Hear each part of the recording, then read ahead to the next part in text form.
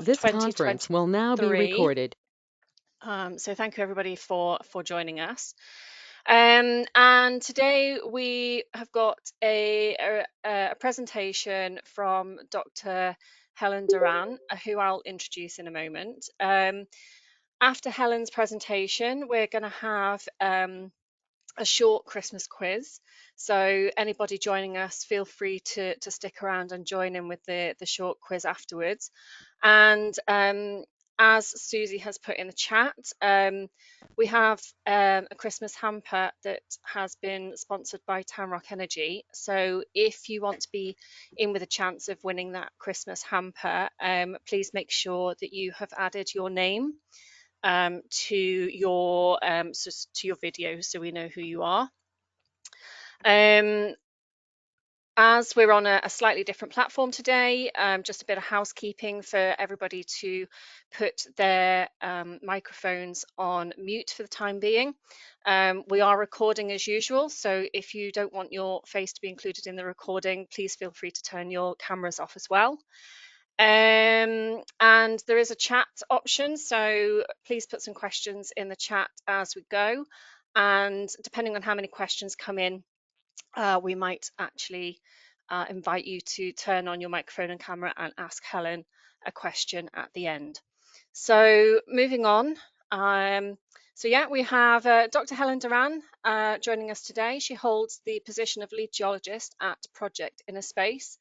And she's responsible for carrying out the execution and delivery of phase 1, the global mapping project, of which we will hear more about today. Helen has a career that spans 23 years. She has expertise in heat flow modelling of sedimentary basins. Her career started in the oil and gas industry and has more recently moved into the geothermal sector. She is utilising her experience within Project InnerSpace to spearhead the advancement of geothermal exploration beyond traditional areas into previously unexplored sedimentary basins. She has held technical leadership roles with Causeway GT, BP, and Afir Energy prior to joining Project InnerSpace. Dr. Doran has co-authored several noteworthy publications. Among them is her latest book, which is currently in press, and that's called Strike Slip Terrains and Transform Margins, Structural Architecture, Thermal Regimes, and Fluid Systems. So very, very relevant to the development of geothermal. So Helen, I will hand over to you, and we look forward to hearing what you're sharing with us today. Thank you. Thanks, Helen, and thanks to Helen, Susie, and Lucy for extending the invitation to talk today. I think this is my first wing talk that I'm giving. I'm really delighted to see loads of familiar faces on videos, so nice to see everyone before the end of the year.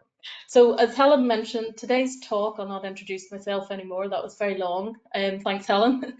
Today's talk will actually be about the research behind the data layers that are available in the newly launched GeoMap product, which we put out a Project InnerSpace just 20 days ago, and we launched it 1st of December at COP, and it's free and available to everyone on the Project InnerSpace website. So while I'm talking, if you want to go on there and look at it, feel free. Okay, so this is a new platform to me, so bear with me slightly as I click between slides, I think, and I hope I can see. Yeah, hopefully you'll see a map. So little tiny bit of context before we dive in on the GeoMap tool. And the first case study we put out was actually the continent of Africa.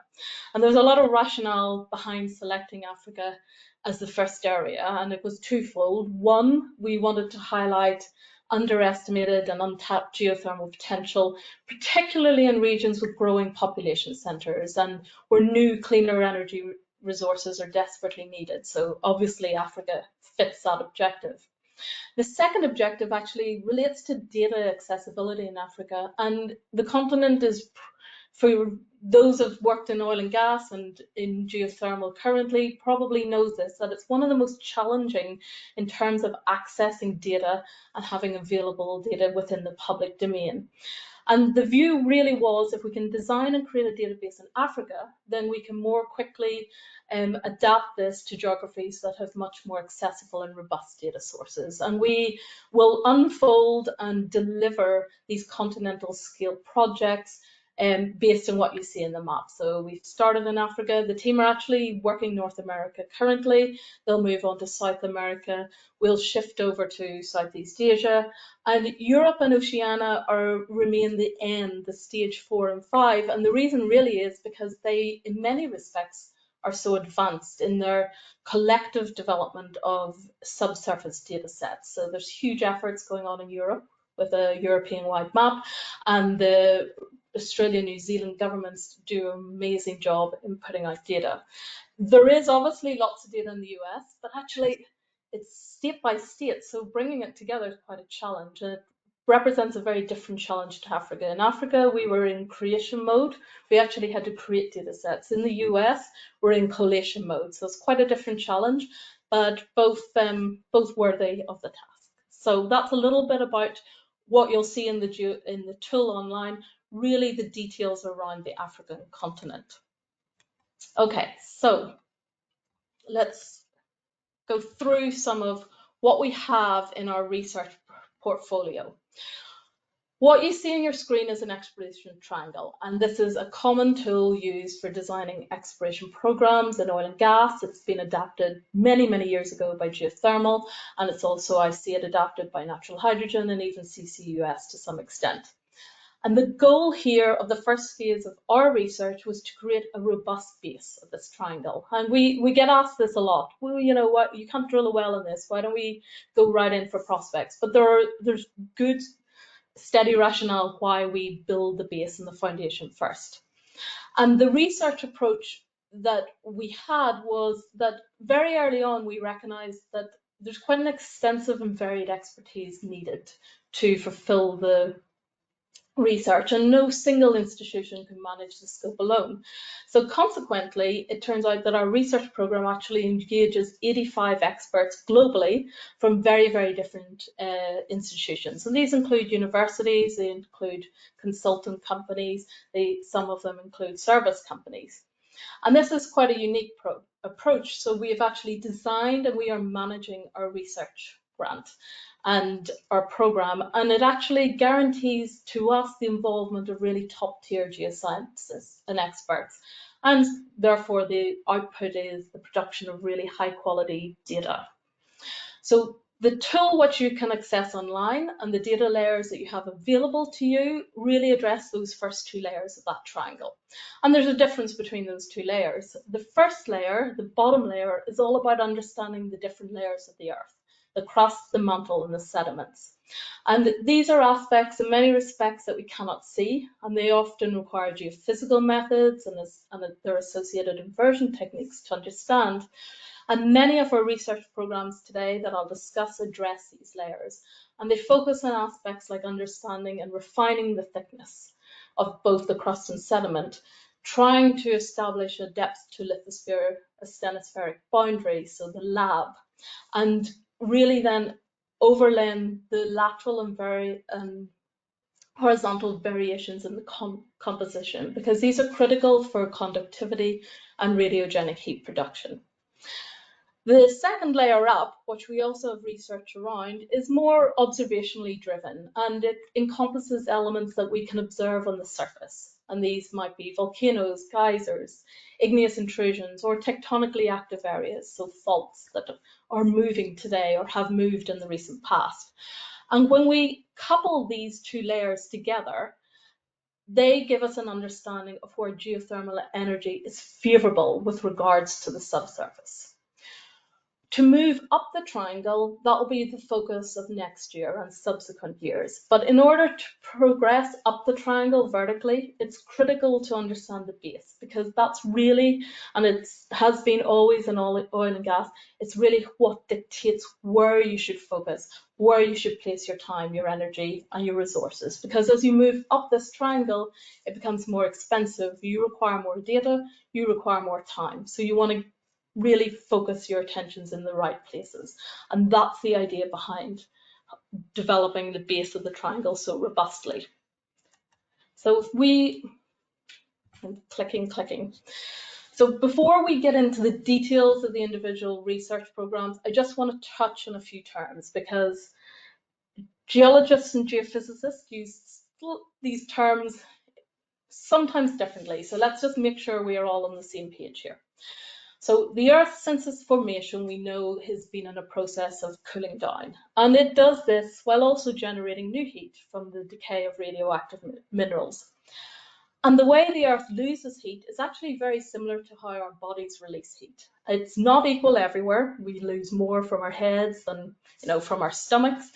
And in the same way as we can measure our body's heat loss by using a thermometer, at the surface we can also measure the Earth's surface heat loss. What we measure at the surface is variable, and it fundamentally depends on the contributions from 3 different sources: the mantle, the crust, and the sediments. If we look at the mantle first, the mantle contribution to heat is inversely proportional to the lithosphere thickness. And that's why so much of our attention is placed in understanding the depth to the lithosphere zenithspheric boundary. And I will use the term lab for this layer, okay? I'm a basin modeler, and to me, as a basin modeler, the lab has always represented an isotherm. It represents different things to different people. To a geophysicist, it's a velocity change. To a geologist, it's a fundamental layer in the crust. To a modeler, it's an isotherm. And this is the temperature at which melt occurs, and it's often referred to as the 1330, meaning at 1330 degrees C. That's this layer.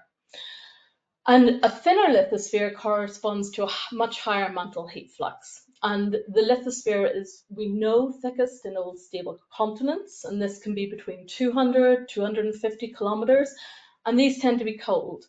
And the thinnest lithosphere is a newly formed oceanic crust, and we know this to be hot. So it's a really fundamental layer that we need to understand for geothermal and to understand the gradient throughout the lithosphere. If we move up to the crust, thicker crust tends to generate more heat production due to the presence of radiogenic isotopes. So uranium, thorium, potassium are all important, particularly in the upper part of the crust. The amount of decay depends completely on the geology, but where you have areas of very thick granitic crust, actually the contribution of the total heat flux at the surface can be up to 50%. So it can play a significant role where the crust is very thick.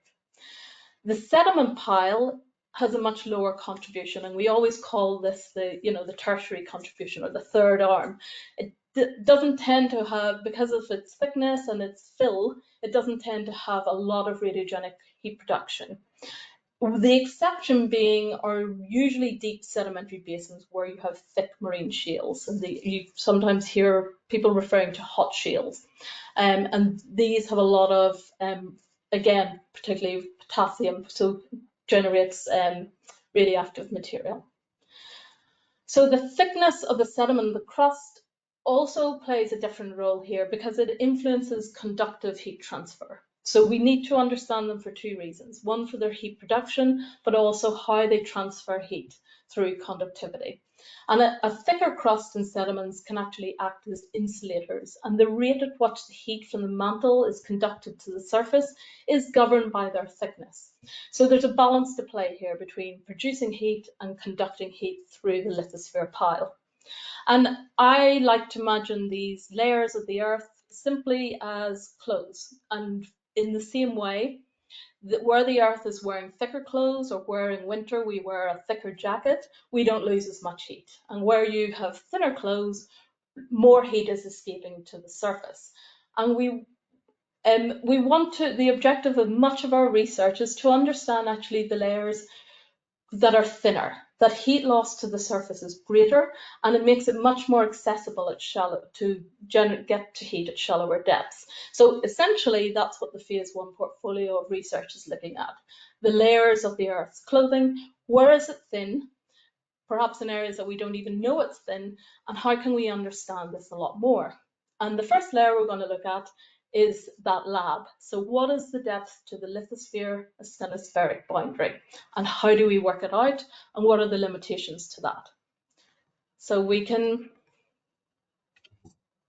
hopefully see that, some beautiful maps. And these maps are all available online in the tool for you to look at. And there's a little toggle in the tool that you can click and you can actually extract the values of the maps. So the lab is a very significant transition zone within the Earth's mantle, and it's characterized by a velocity contrast. So the seismic waves slow down as they pass from a very rigid lithosphere into a more ductile asthenosphere. And by analyzing the velocity of the seismic waves, we can identify the depth of we can identify where this occurs, and of course then we can try and invert to get the depth of what this occurs. So the technique is often referred to as seismic tomography, and it uses seismic waves, including shear waves, and it analyzes the travel times in the past from multiple sources. And these can be artificial sources or they can be earthquakes, natural sources. And the beautifully colored map that you see on the left-hand side is actually shear wave velocity deviations from a regional average. So we always plot this relative to regional average, and we look for positives and negatives away from that average. And we also look at this in terms of time slices. And the slice here is at 110 kilometers depth.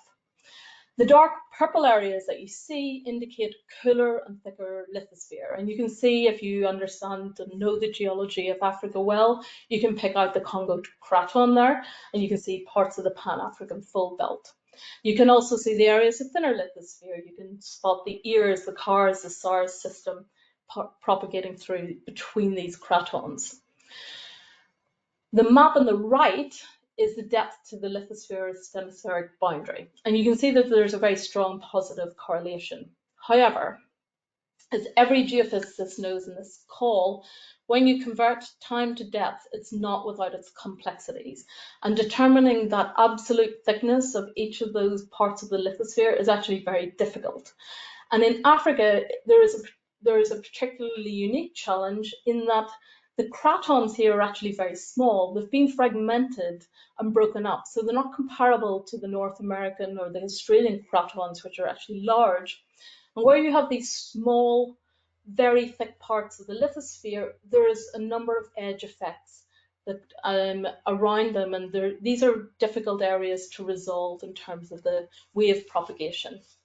So what we're doing is working with Sergei Lebedev's group in Cambridge, and these are, well-renowned global experts in terms of utilizing seismic tomography. And his group is helping reduce the uncertainties around the thickness. And we're tackling it in two ways. The first is we're increasing the frequency and resolution of the existing global tomography database. And this is actually something his group has been doing now for probably 2 decades. They last published a global data set in 2013, but have been ongoing and updating it ever since. The second part of this is that we will be providing more accurate information on the lateral and vertical heterogeneity within the crust. And this is something that people tend to ignore, or they don't ignore. It's very difficult. There's a lot of variation within the crust. But if you can get a handle on that, you can produce a much more improved velocity model. So we're placing a lot of focus on understanding those variations. And if you recall in our previous slide, I mentioned the lab to me represents the 1330 isotherm, the temperature of what melt occurs. So it's therefore not a surprise when you look at the maps, you can see, particularly on the shear wave velocity deviation map, you can see there's a really high spatial correlation between the orange and yellow zones, and active quaternary volcanoes. And almost 80% of active volcanoes lie within these zones. In any conventional geothermal field, you'll see a shallowing of the lab. So this is a really fundamental piece of research in identifying areas of geothermal potential away from conventional known areas.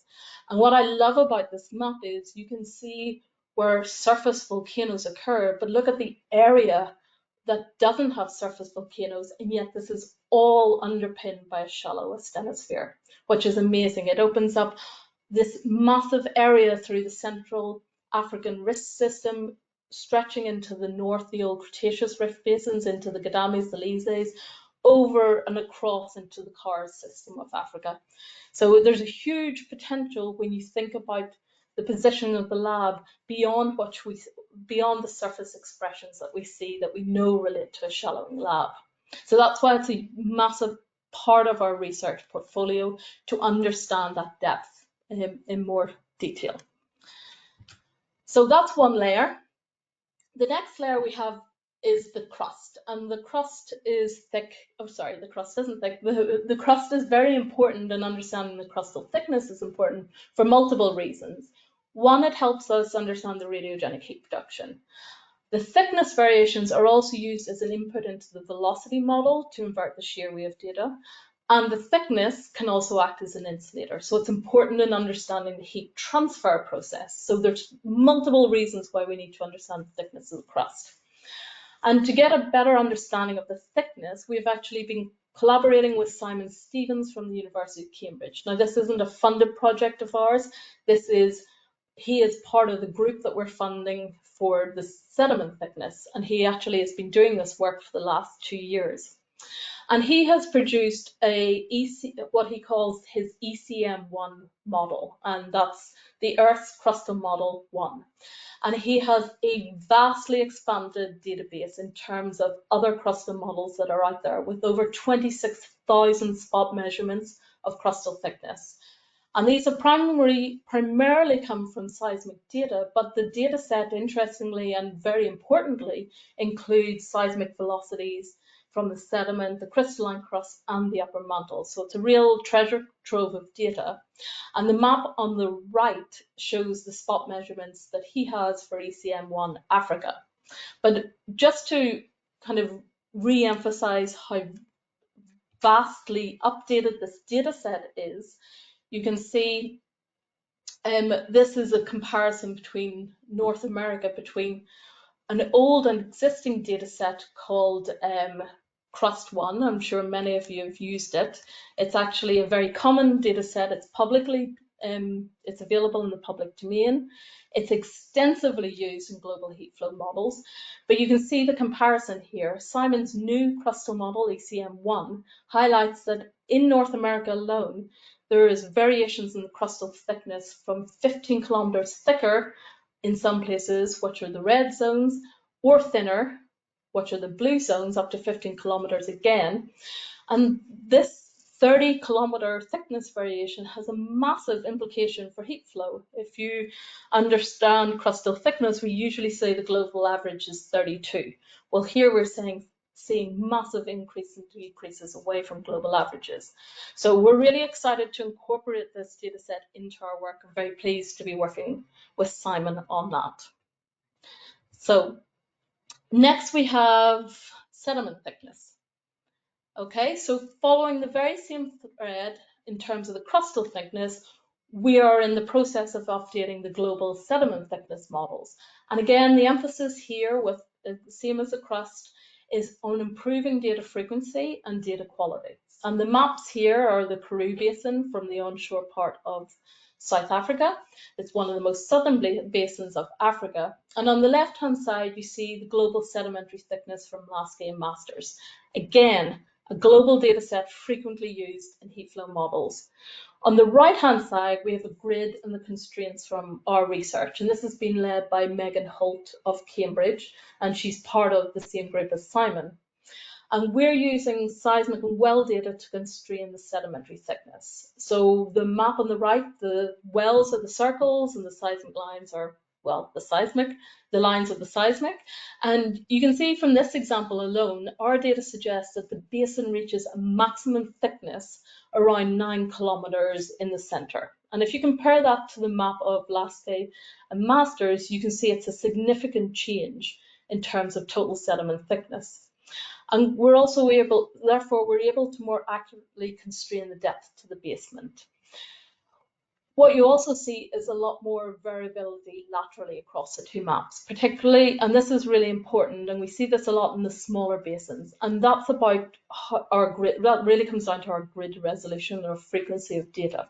So we're mapping this on 0.3 degrees, while most of the grids typically have a resolution of 1 degree. So we're really trying to refine the sediments within each of these basins. On top of producing the map, we also And again, this goes back to all our layers. We're really trying to improve the metadata behind each of the grids.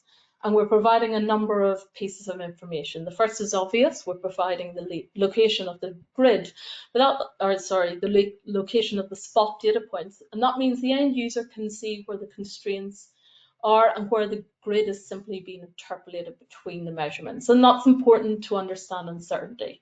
So in areas where there's interpolation, there is more uncertainty than where we actually have the data. The other piece of information is the type of data, so whether it's wells, seismic reflection, but we also have ISAPAC maps digitized from publications. So the user will understand the type of data that they've got the information for. Behind the metadata, we'll also refer to the references we've used or the source of the original data. So that's useful for a variety of reasons, whether you want to understand about the uncertainties of the grid or to actually use the data set as a launchpad to dive into a particular basin and learn more. So there's a lot of metadata sitting behind the data. And I think here I just share an example of the current sedimentary thickness map for Africa and the data sets that are behind the map. So we've talked about a little bit about the understanding of the thickness of the crust, but we also need to understand the variations in the crustal facies, because these are important constraints to both the radiogenic heat production and the conductivity of the crust. And we have a research program with TectonKnow and Knowing Earth. These are expert structural geologists, and to build a structural and tectonic database. And multiple data sources are used to build into this data set, and you can see those in the screen there. We subdivide them into primary data, and this is basically Landsat, radar, gravity, magnetic data, all publicly available, but we analyze and interpret these features to build up a structural and crustal model that also includes some of the igneous interpretation. These data sets are cross-checked and enhanced with seismic and wells where available, but obviously they're not available everywhere. But they also access a massive amount of secondary information, and this is essentially data that sits within published literature. And this is incredibly powerful. For us, what we use this for is to add information to that foundational database that we've built. So we can add details like ages of the features and their activity. So if we see a fault, quite often in the public domain, we'll get some information about how the fault's moved and when it's moved and how recent. There's also information about the composition of the igneous rock. So you may be able to map an igneous body on satellite, but you don't understand the composition unless you look at the geochemistry, and that's often within within literature. So we bring both of these data sets together to build and create a new data set, essentially, for both tectonics and facies. And if we think about this methodology, what it allows us to do is to build a tectonic and crustal facies framework, even in data poor areas. So here's an example from the mountains of North Africa, the Hoggar region. The approach taken is very much about building from those remote sensing data sets, developing a structural framework, adding in the different pieces of information about crustal facies. And there's also an audit trail. There's a map in there so you can see that references the confidence. How confident are we in our interpretation? How robust is it?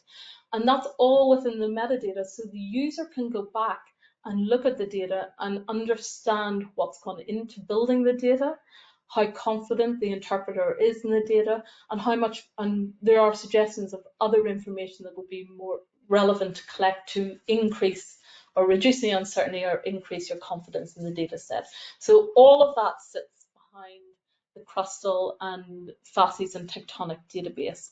I think I have an example, and again, you can access this in the map. This is the current crustal facies, faults, and igneous occurrence for Africa that are available online.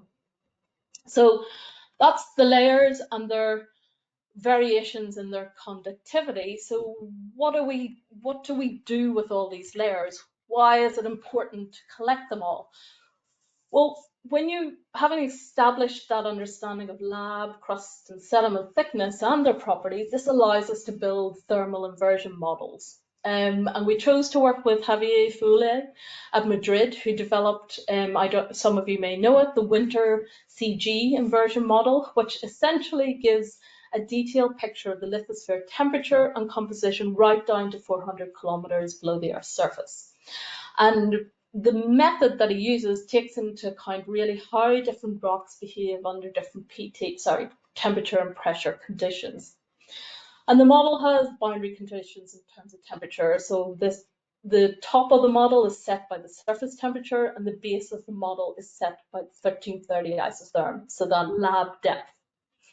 And all of the research that I've described in the presentation until now, including that improvement of the inversion of S-wave velocities into some sort of meaningful thermodynamic information, the improved resolution of crustal and sedimentary thickness and facies, which leads to that clearer understanding of thermal conductivity and radiogenic. And all of that goes into the model as refinements. And the data then permits us to fix the thermal conductivities in the crust and in the sediment, and the radiogenic heat production in the crust and the upper part of the mantle in the model. So we have these fixed boundary conditions, we fix some of the parameters within the crust and sediments, and then we just run the model to output a steady state geotherm for the lithosphere.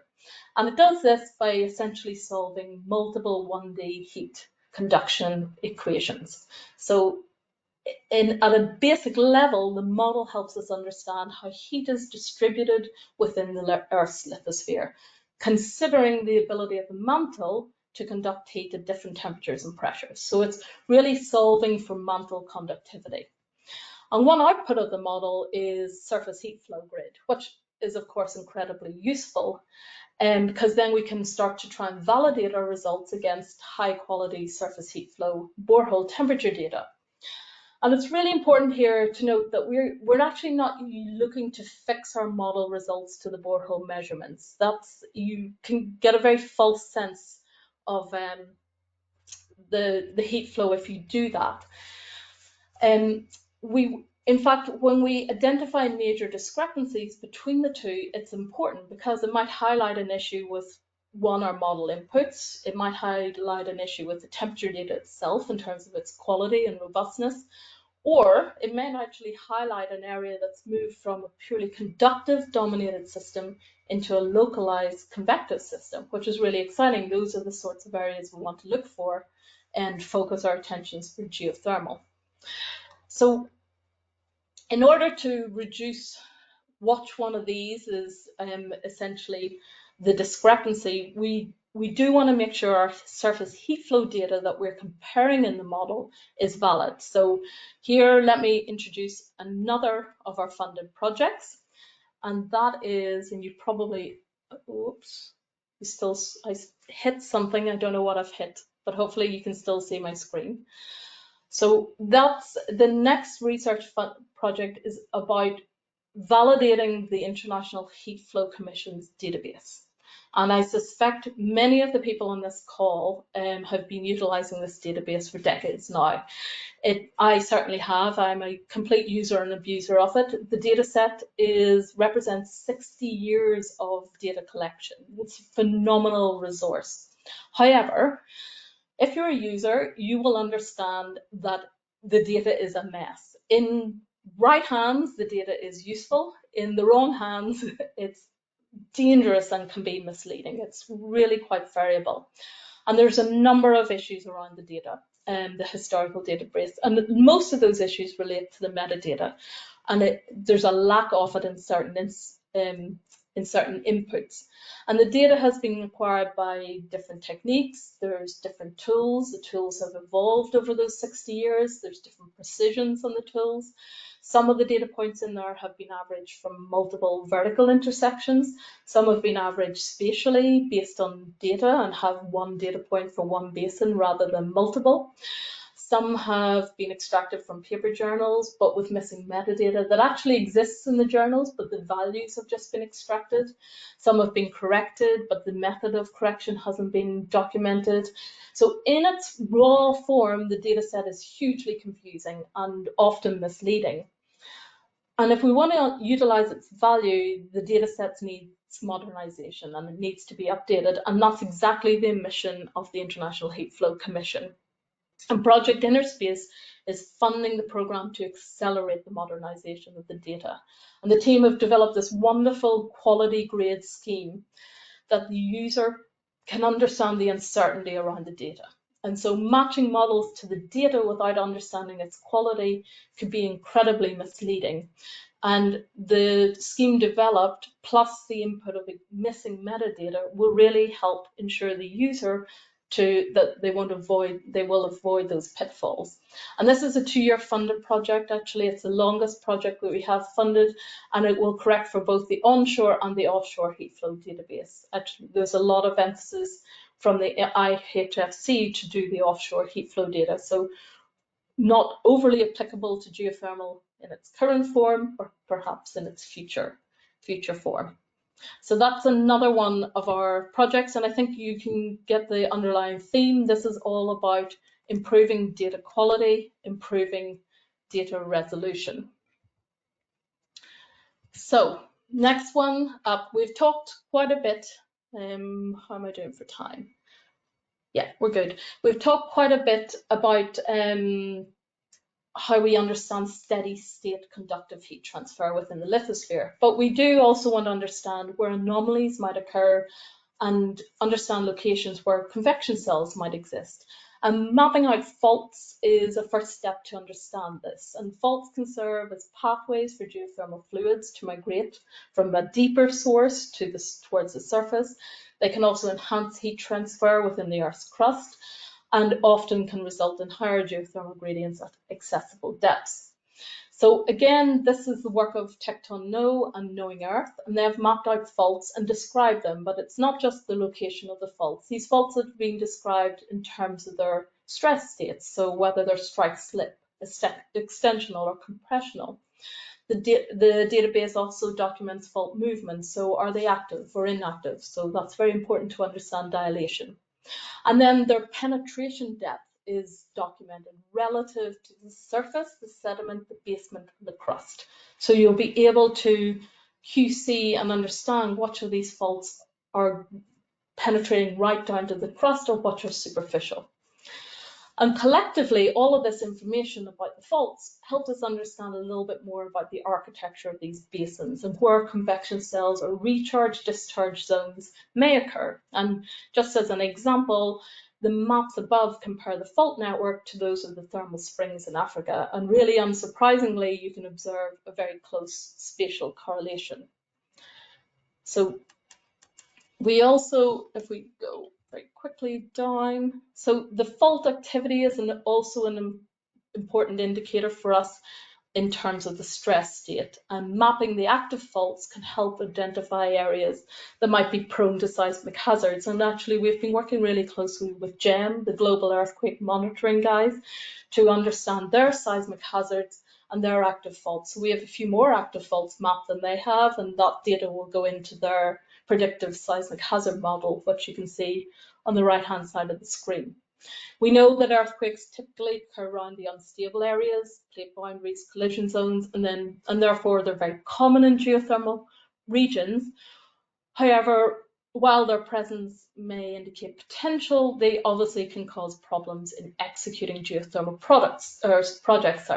So what we wanted to do is take our knowledge of the active faults and couple it with regional stress data to actually help and guide users to understand a little bit more about the stress regimes of individual fault blocks. So we have this project that we're building on our tectonics database, essentially, to understand stress.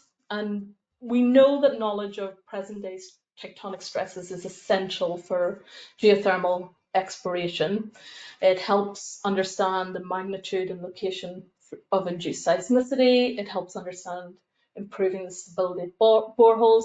It can even enhance fluid production through the natural fractures of the system. And you require a lot of details of the present day stress, magnitude and orientation at each reservoir interval to really understand those.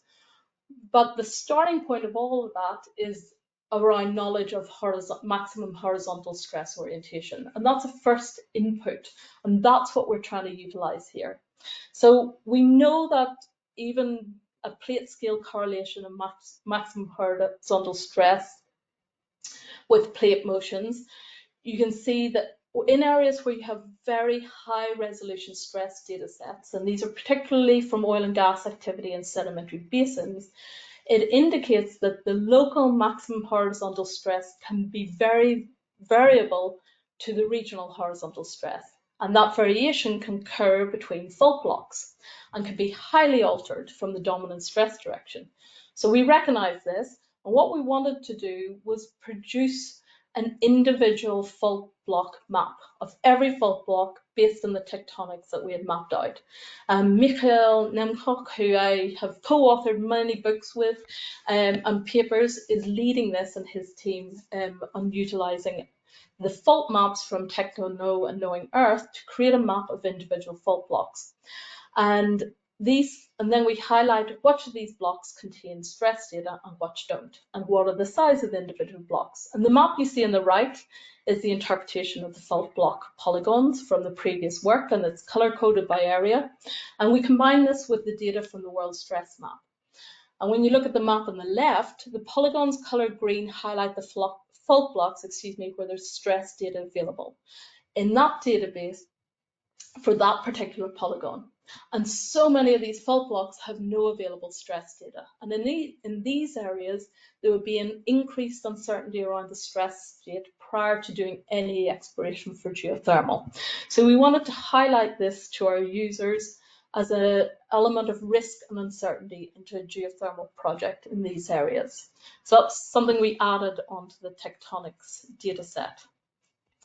So basically what we've got to is this. We've touched on all 7 of our research projects, and I hope you've now got a flavour of how we are focusing on data quality, data refinements, and we look to build our understanding of the Earth's layer and produce a robust foundation to the exploration triangle. We've touched on our creation of thermal inversion models to understand conductive heat processes, but we've also tried to be predictive in the tool, and we've added some other features into the GeoMap, including weighted overlay analysis to understand geothermal favorability. So those are also in there. But I think we're running, I'm noticing it's 1:45, so we're probably running out of time, and I would suggest go into the tool and have a look at the weighted overlay analysis and get in touch with me if you want to know more. I think I never touched on our partnership with Google, but we're in partnership on this project with Google. But most importantly, I want to say a massive thank you to my phase 1 research and development team of global experts that have really contributed all this data and done an amazing job in probably just 7 months to deliver these products for Africa, and will continue to roll out across the globe. So I'm going to stop because I don't want to interrupt the quiz, the hamper, all more important, but time for maybe a few questions. Thanks, Helen. That was so interesting. I mean, it's such an exciting time for geothermal, and this work that you've done. I mean, it's vast. The scale of it is just vast, and it's really exciting. We do have a couple of questions. I have questions coming out of my ears, but I can email you at a later date. So we'll focus on those that are posting some questions in the chat. So one from Peter Ledingham. So Peter, do you want to jump on and ask your question quickly? Or do you want me to do it? Yeah, no, that's fine. I'll do it. Thank you very much indeed, Helen. That was really interesting. Is the International Heat Flow Commission study a global study, or is it looking at particular regions specifically? No, it's global. So as much as we can, we've different people working across the globe, and they're working slightly out of sync of my other phase 1 research. They have this amazing program where they link to multiple universities globally, and have these global leaders, and they're driving that. So where they have students, and there's this scholarship program where PhD or postdoc students can do this 3-month deep dive into understanding heat flow data, learn about it, and then contribute to the database. So it's a global effort. It's massive. It's so well run by the guys in Potsdam. I mean, it's like military execution. It's brilliant. So, as you can imagine. Yeah, thank you very much. So we've actually got a couple of thanks in the chat as well. So a thank you from Tanya Luna, and also a thank you from Connor Lydon, who's just dropped off there. So does anybody else have any more questions before I ask a couple myself? Can I sneak another one in then, in that case? Of course, yeah, go for it. Is Africa finished? You said 7. You answered the question I was going to ask in the last 10 seconds of your talk, which is it's taken you 7 months. Is that finished now?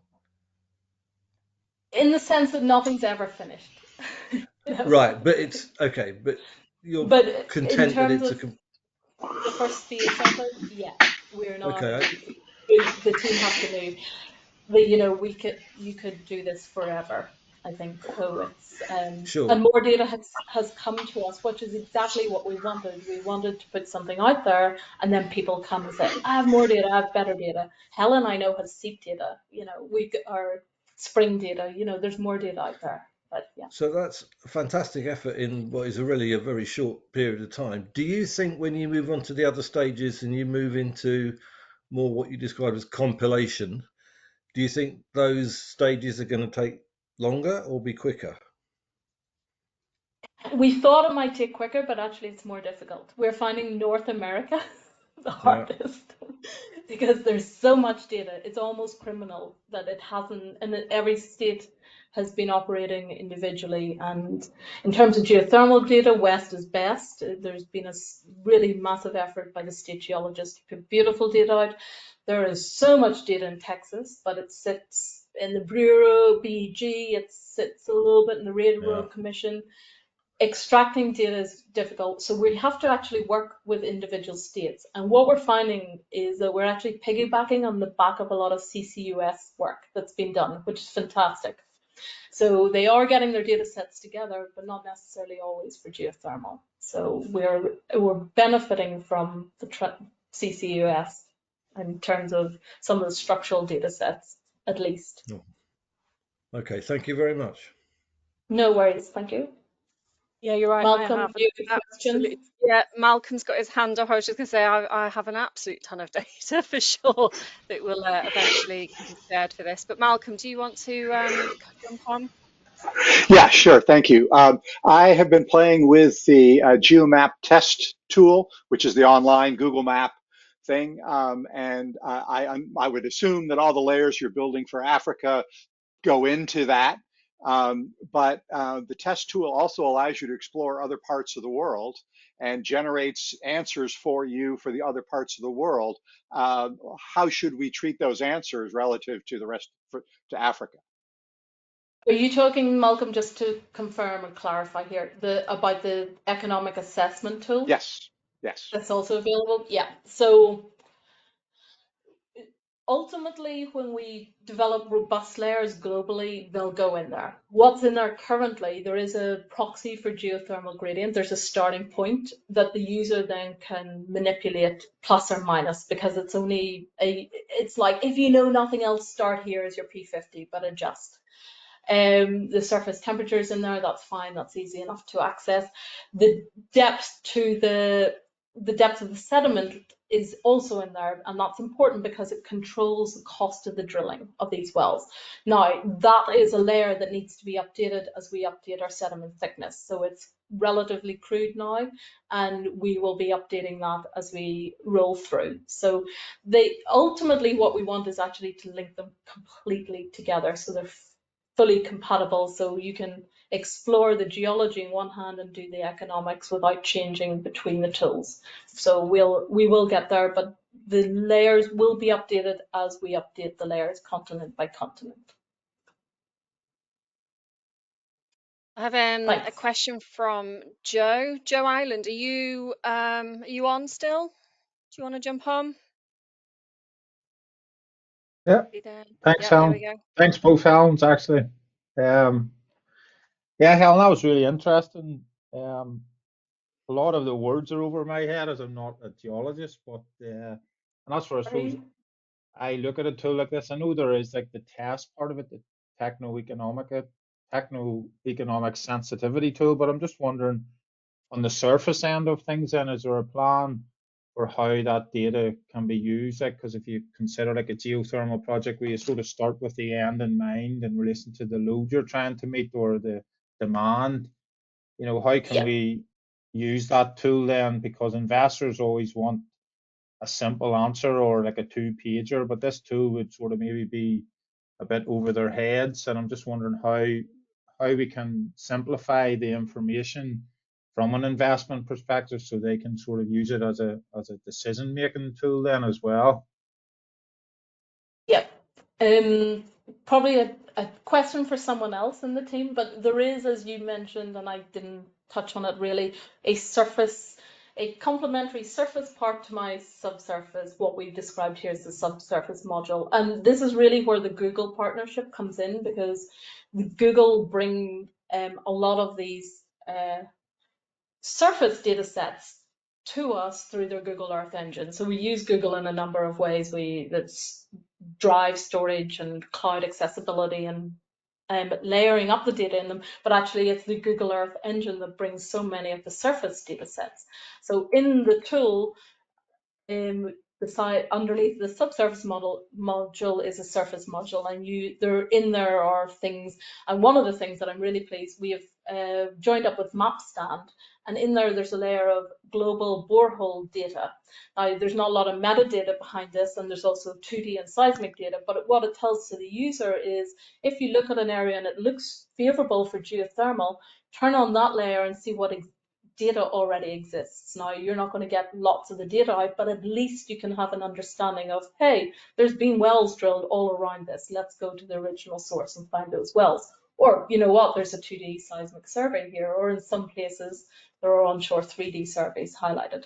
So in the same manner as we build a weighted overlay analysis for subsurface favorability, we will be doing the same globally for the surface favorability. But actually, we've only done Nigeria so far because it takes quite a while to do the heat and electricity demand, particularly because we're doing it to a building level scale. So we're using Stephen Lee as our heat and energy demand expert, and he's actually determining building level heat, electricity, and hopefully in the future cooling needs. So it's a huge undertaking to do the surface, but that's what we're building together. And you're exactly right. The combination of the two is the powerful and hopefully highlight areas of further research. I will take your feedback that the techno-economic assessment tool is too complicated. It was actually designed to be really simple, but it is a hard line for investors. But I'm you not should saying chat to that it some of was. the other team. I'm not saying it was complicated. I just mean, yeah, in terms of really, because it fundamentally this tool is, it's really cool, like, and could attract investment. And if that's what our goal, our Project InnerSpace goal is to, drive this resource globally, then making that tool as accessible to people that would be looking to invest in the sector is sort of key, because I think tools like this could make a big difference in driving that market share growth that we're all sort of so keen to deliver ultimately. And the amount of level of work that goes into these subsurface models needs to be visible and needs to actually have its sort of day in the sun where geothermal gets that opportunity, and tying it in, like you say, just tying both aspects of that tool together could be a real catalyst for getting projects over the line and getting those conversations, like sitting down with an investor and being able to show them how this tool works and what sort of science is behind it from both a subsurface and a surface perspective could be really beneficial. Like, so no, it's really exciting times, and thanks for your presentation, Helen. Thank you. For anyone who's on the call who's not had a chance to look at GeoMap as of yet, the Nigeria example is on there, isn't it, Helen, for the surface and subsurface favourability. So it is really interesting to look at that and the background of how the work was done for that is available. I'm going to ask a quick question, or might not be quick.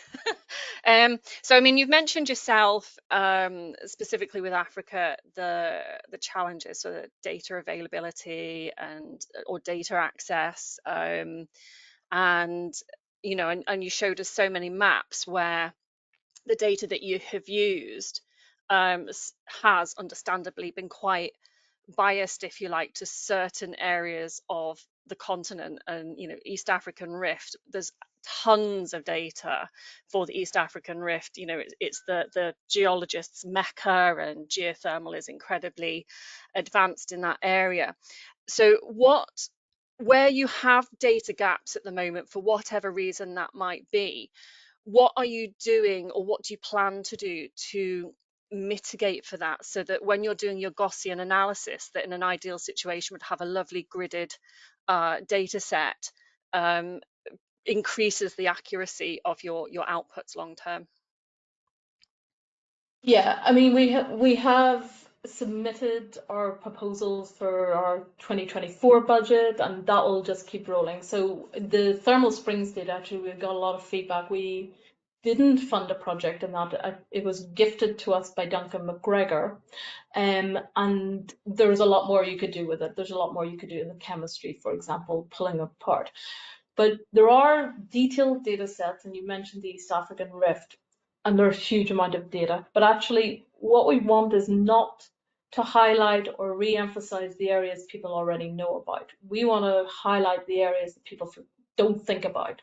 And for me, a lot of the shear wave tomography plays a huge role here, because highlighting where the lab is, or the asthenosphere risen and the lithosphere is thin, for me, that's one of the biggest wins out of this project, because in most people's maps, you do not get this area of Africa highlighted as having high geothermal potential, and that's in around the Benue Trough, into the edge of the Dahomey, and up through the Central African system. But if you start looking in that area for data, you'll find that in Nigeria, you have wells drilled in Lagos to less than 300 meters producing 80 degrees centigrade of water.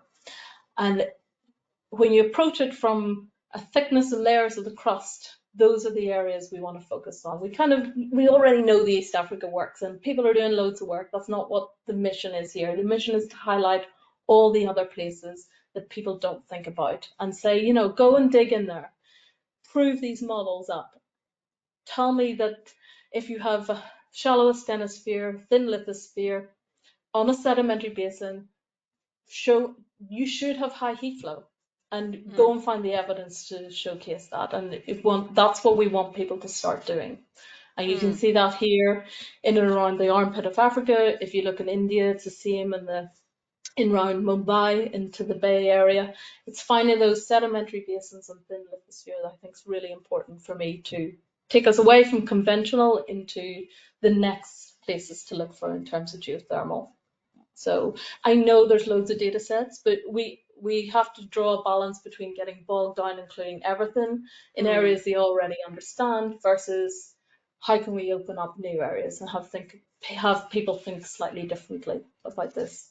Yeah, I mean, that was my thinking, is sort of, we are biased toward East Africa, whereas with the exception of the karst system and the Benue Trough and things like that, you know, we have got very, very limited data, and therefore, but you have sort of some models, or you know, models that have been developed that incorporate obviously the entire continent, but you don't necessarily have that data. And that was sort of my thinking about, you know, how do you mitigate that? So do you think then that along the sort of west coast, Africa, you know, along sort of the coast of Nigeria and Cote d'Ivoire and things like that, and then down sort of towards Namibia and things, because that is that point of the breakup of the Benue Star, that we'll get more data, and actually we're probably going to have even more potential in maybe those slightly more coastal regions because we see it in Lagos? No, I think it's all about the lithosphere and vertical mantle movements for me. So there are parts of southern Nigeria and into the Orange Basin that are hot, and we know they're hot offshore because we've got wells to drill. And that's about the reunion plume. So for me, it's about understanding where the vertical mantle movements are relative to the areas of thin lithosphere. Where you have thick lithosphere and vertical mantle movements, you get uplift. You get dynamic topography occurring. You get rivers changing their course. Where you have vertical mantle movements and thin lithosphere, you get high heat flow. And that's where we want to focus our attention. And certainly that's something I learned probably a decade ago, working oil and gas and thin lithosphere, whether I worked Santos, Campos, North Gabon, Rio Muni. Every time you move out, in theory, you should get cooler because you're onto thinner lithosphere and onto oceanic crust, but you don't. In certain places, you get hotter, and that's all about what the asthenosphere is doing. And common belief would have had that at the time of rifting it's shallow and then it deepens, but actually there are many places due to dynamic movements that it's shallow present day, even though rifting has happened in the Cretaceous. So that's where I would like to focus some of my attention in highlighting those areas onshore that have that kind of silver bullets, the thin lithosphere sedimentary basins. Those should have high heat flow. And then can we overlay the faults to understand where you might generate convection cells within those? So the Dahome's, complicated strike slip basin, you want to be looking towards the edge into the horsetail in those more complex structural areas to think about setting up convection cells, and that's what we can overprint on top of these maps. So that's kind of where I'd like to go with it, but also open to hopefully other people look at the maps and have other ideas as well. I'm probably biased with my background of but right. Good question. Okay, well, I think that's it for questions for now. So a huge thank you, Helen. It's been very interesting. I think we're probably going to move on now. Lucy, do you or Becky, do you guys want to jump on for the next bits? So the next thing, we are going to forego the quiz because of time. However, we are going to do the Christmas draw for the hamper provided by Tamrock, and I'm going to pass on to Susie, who has a very special Christmas helper with her, one of our young wing members. Hello everyone, so this is Naomi. Hi. She's going to do the draw, so you want to find a name. Okay. Oh, we can't have that one, that's me. We can stop sharing as well, please, so that we can see everybody. Is that okay? And stop sharing the screen. That's a good Thank one. You. Ellie McInnes. Ellie McInnes. Ellie McInnes. Well done, Ellie. Is Ellie still with us? I think she may have I think she may have escaped for the rest of the evening. So Becky or Alicia can share with Ellie that she's won at the hamper.